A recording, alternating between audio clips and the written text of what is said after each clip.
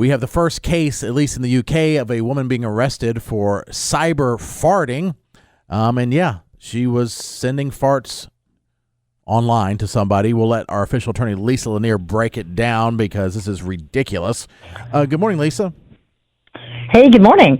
Yeah, so this lady, first case that I've ever heard of anywhere, in the U.S. or the U.K., who was charged with cyber farting, harassment by cyber farting, actually. And she was really hit with a lot, a year of community service. She had to go to rehab. She had to prove she stayed 60 days sober. Apparently, she was drinking while playing the butt bugle, and so that may have contributed. And she had to take some sensitivity training courses. So these were being sent to her ex's new partner. She said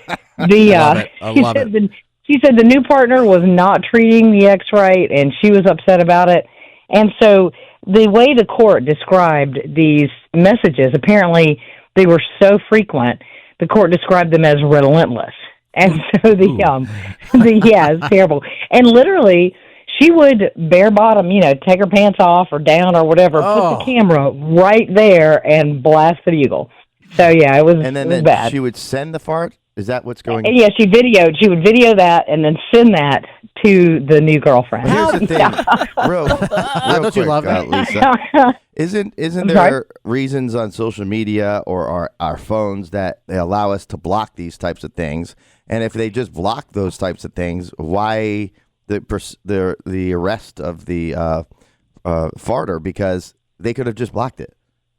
Yeah, that's actually one of the questions that a lot of commentators have asked. The only thing that I don't know much about WhatsApp, but she used WhatsApp, and I would think you could block there. I would think you could block there, even probably easier than on your regular phone. But I don't know unless the idea was that she would figure out a way or something. I don't know, because there's more than one way to send somebody a. Yeah. But the same kinds of laws are in existence in the U.S. If this happened in the U.S., same thing. I mean, you'd see similar punishment.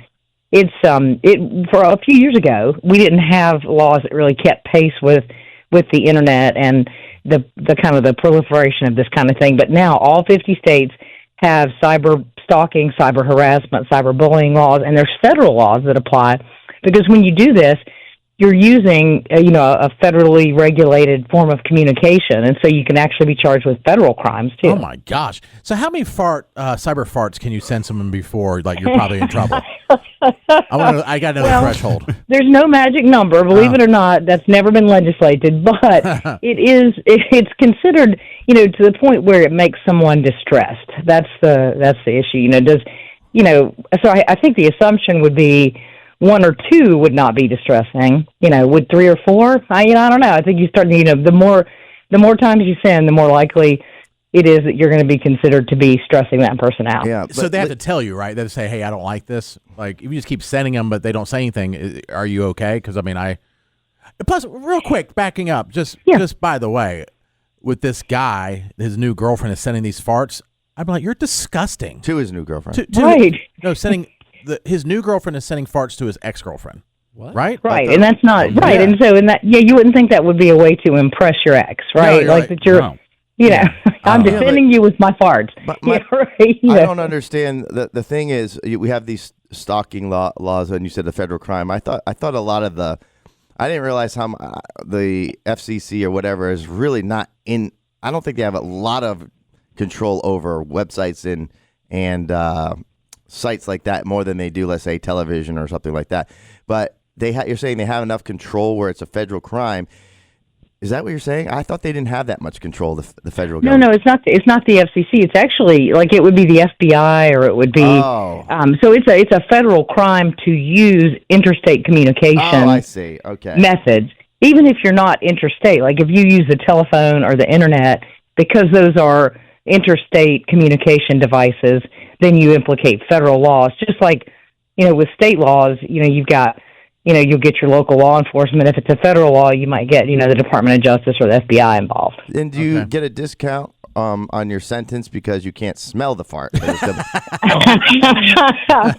Well, one of the thing that mainly gives you a discount is if there's no bodily harm involved, then typically you don't see a severe sentence. You see kind of like this probation, hey, go get sober, because this lady was obviously, I guess she probably, did the thing that a lot of defendants do. It's just like, oh man, I'm so sorry. I have an alcohol problem. I didn't even know what I was doing. When they play that card, that's when you typically see some kind of alcohol rehabilitation as part of the sentence. I see. Yeah, but the issue here is if you get charged with what you did, the next job application that you filed, and they ask you what you did. Cyber farting. Right? That sounds so psycho that I'd rather have the person be like a murderer. Right, I know, because you can understand the murder. Right. Although in our industry, they'd probably be hired right away. Be like, oh, you got arrested for cyber farting? You're hired. Right, you're hired. You can be the new morning show. I did not send this story to you, Lisa, but I just want to get your thoughts on it. Okay. And it's odd, but there's a state senator in Minnesota. Did you see this? That he wants to make it legal to eat beavers again? Did you see that? I saw that. Yes. Is it illegal? Hold on. Hold on a second. A senator in Minnesota who wants to make it legal to eat beavers again. He also said, why does everyone keep laughing when I say that? They made it illegal last year as part of an environmental omnibus package. Wow. Why are beavers going extinct? I don't know, but that sounds ridiculous. So what I saw that same clip. I didn't even know if it was for real, but I saw that same clip. For some guys, beavers are going extinct. Have you guys, have you guys seen the Buc-ee's billboard where there's a Buc-ee's at the same exit as a strip club, and it's like one stop, two beavers? What a great advertising! What I understand is, what's so crazy? I've always had this feeling is like why we decide, and I get the extinction part, but we decide what animals we can eat. So we can eat cows, we can eat chickens, but all of a sudden a beaver, lay off the beaver. No more beaver. Right. You know what I'm saying? And we decide a dog. I mean, and states can regulate what is fair game, literally game. Like in some countries, they eat guinea pigs. So I had a friend that was rescuing a guinea pig, and they were having like a yard sale, and they put it out there and said, this guinea pig is free to a good home, and people came by wanting to buy it to eat it. Oh, wow. Is that nice? Yeah, a delicacy. It is funny. Is there a list of animals you can eat and not? I'm sure. I mean, I'm sure. Yeah. There are definitely certain animals that you can and can't kill. I know that. Right. Well, and in Minnesota, it's reversing a law put in effect last year that banned the consumption of nuisance beaver meat. So you have to be a nuisance. According to the Humane Society of the United States, beavers are making a comeback. So apparently the population's increasing. I don't know. Thanks, Minnesota. Yeah, thanks a lot. They have like a beaver trapping season. I don't know what that is. Spring break? I'm not sure. There was a guy here, I don't know if you remember this, about 5 years ago, no, more than that, came here years ago. And that's right. What he does. He would catch, I don't think it was roadkill. Kind of. But it was those types of animals, like beavers and squirrels. Yep. And then his whole thing was, look, these are very tasty. And he was actually had a buffet type display, and he was cooking it right outside our studio to taste what it would taste to have a squirrel or have a beaver or what's those other things that run across the road that we Possum. Possum was a big one, and I forced myself to do it, but it was so marinated that it actually tasted like chicken. Yeah. So I was like, it wasn't terrible, but I'm like, should we be eating these animals if they're if they have a lot of population rather than so many cows and chickens? I don't know. I think the problem is you're going to only get so much meat on a squirrel or a rabbit. You're going to get a lot more meat on a cow. Well, Matt, for you, that's a chicken nugget, for crying out loud, a squirrel. But yeah. He's lost 100 pounds. I still put down a squirrel if I need to.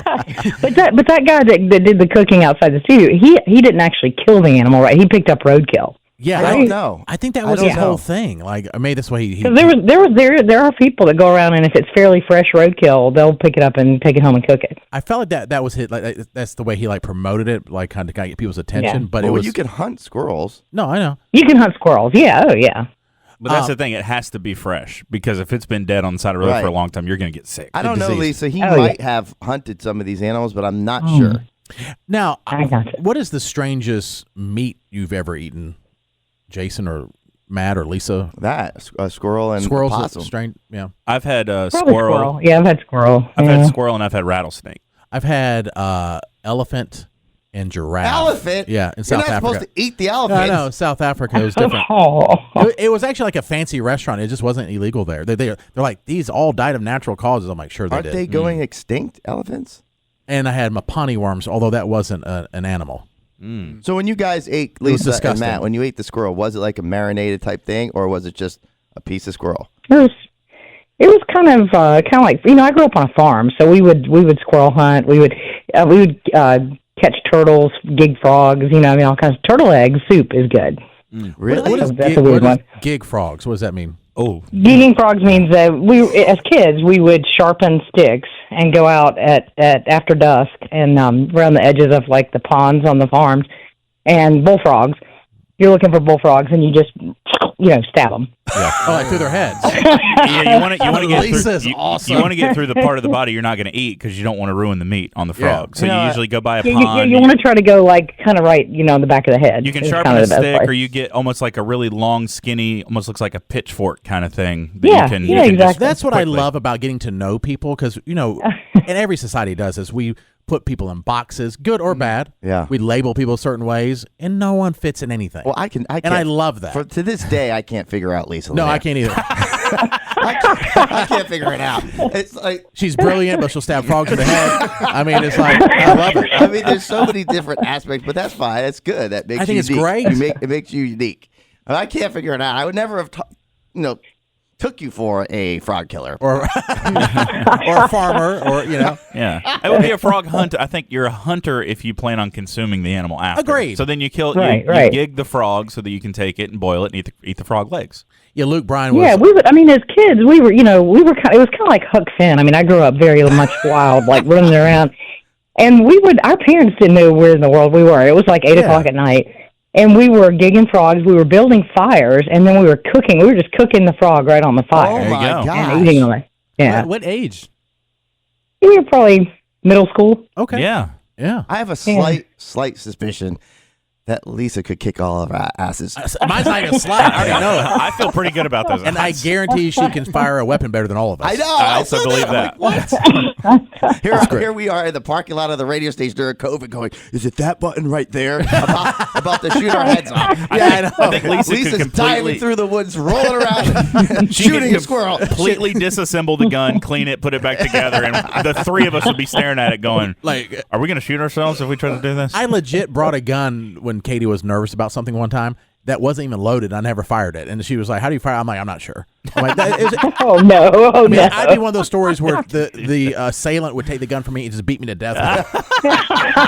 Pistol whip you with your own gun. Yeah, I'm like, yeah. Man. Well, Lisa, you're Wow. awesome. She is just super smart and great and a fabulous attorney and an interesting person. Very funny. If you're ever injured on the job, contact her right away at hireaheavyweight.com. She's a top 100 attorney in the country. There's over 1 million attorneys. She's top 100. That's incredible.